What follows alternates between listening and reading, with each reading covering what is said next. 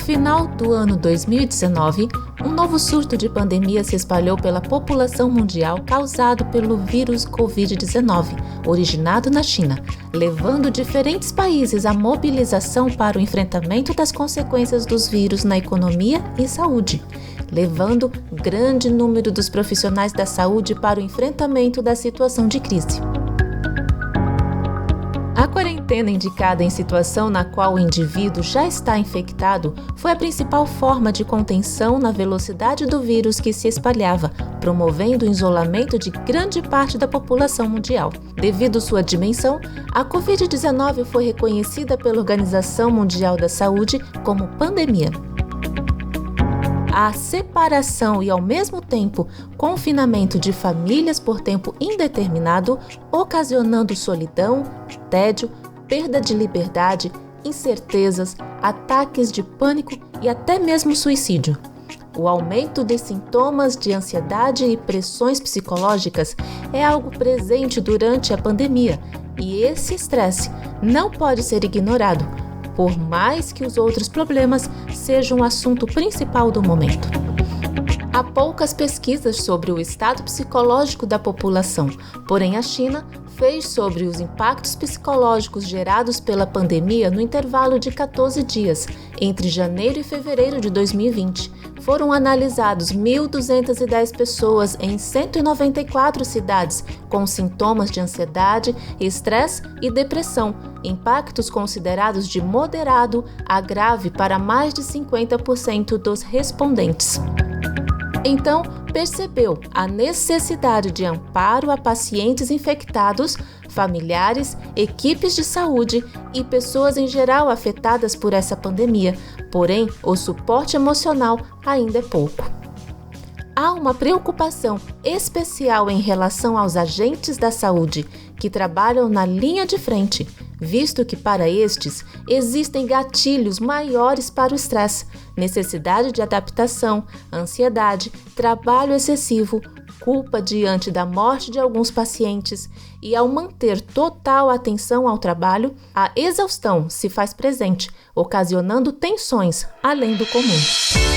Para pacientes diagnosticados, os sintomas de depressão aparentes como raiva, medo, ansiedade, insônia, estresse, riscos de cometer suicídio pode prejudicar o próprio tratamento e deixar o processo de cura mais lento.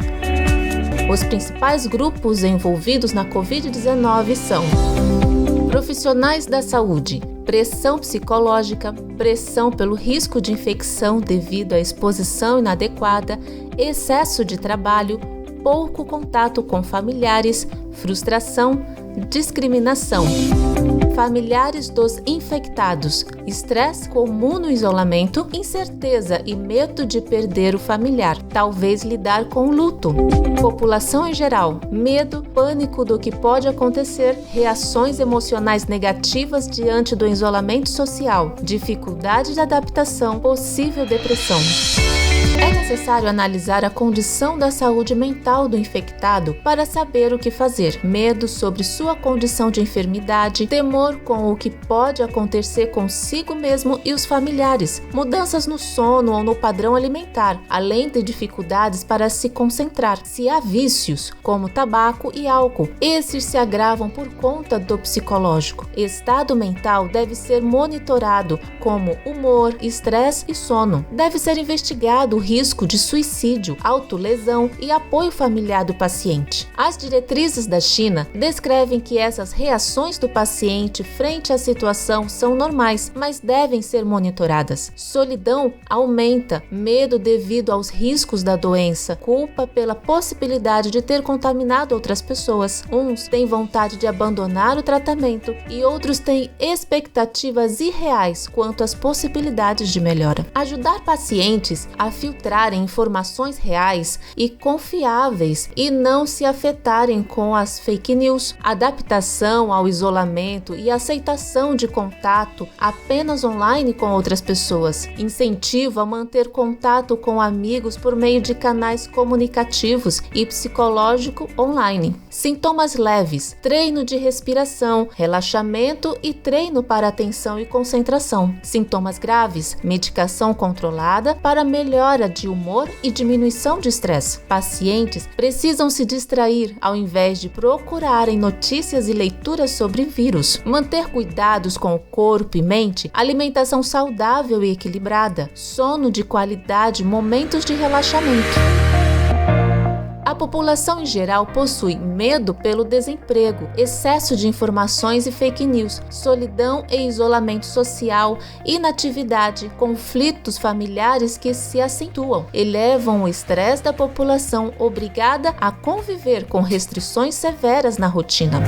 Estudos mostram que mesmo depois da quarentena, os efeitos continuarão na população que passou pelo isolamento social. 9% desses passam pela depressão aguda que foi acentuada durante o período e as consequências psicológicas são muitas. Por isso, lutam por um protocolo de intervenção psicológica para pandemias com necessidade de isolamento para que haja uma intervenção sempre que necessária. Protocolos podem ser definidos como um conjunto de orientações ou diretrizes sobre como realizar uma intervenção profissional. A terapia cognitiva comportamental tem sido a estratégia clínica para tratamento psicológico mais recomendada para alcançar objetivos como saúde mental de indivíduos que estão passando por conflitos familiares durante a quarentena, por exemplo, ou pessoas que estão com estresse agudo por conta de todos os fatores já colocados anteriormente.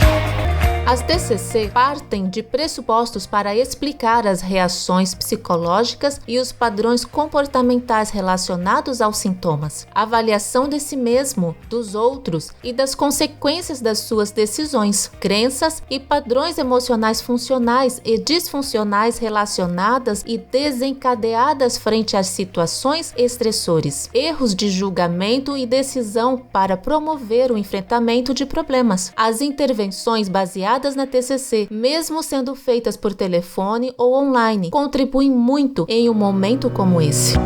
Psicólogos também precisam estar na linha de frente das equipes de saúde para lidar com os envolvidos na Covid-19 e, para isso, é necessário desenvolver formas de atendimento emergencial às demandas em saúde mental. A população que sofre os desconfortos da quarentena necessita de informações com qualidade sobre como reagir e enfrentar os problemas que surgiram diante da pandemia com equilíbrio. Promover processos educativos sobre o risco de contágio, práticas de higiene e as demais medidas de segurança são recomendadas para o enfrentamento decorrentes da pandemia. Esses processos são fundamentais para o controle da ansiedade e emocional. Logo, é importante promover programa de psicoeducação ao longo e após o período de quarentena para diminuir os impactos psicológicos. É sugerido a elaboração de um checklist com todos os passos importantes para a prevenção da transmissão e ser fornecido a toda a população. Saber da prevenção leva a um efeito positivo nas respostas psicológicas.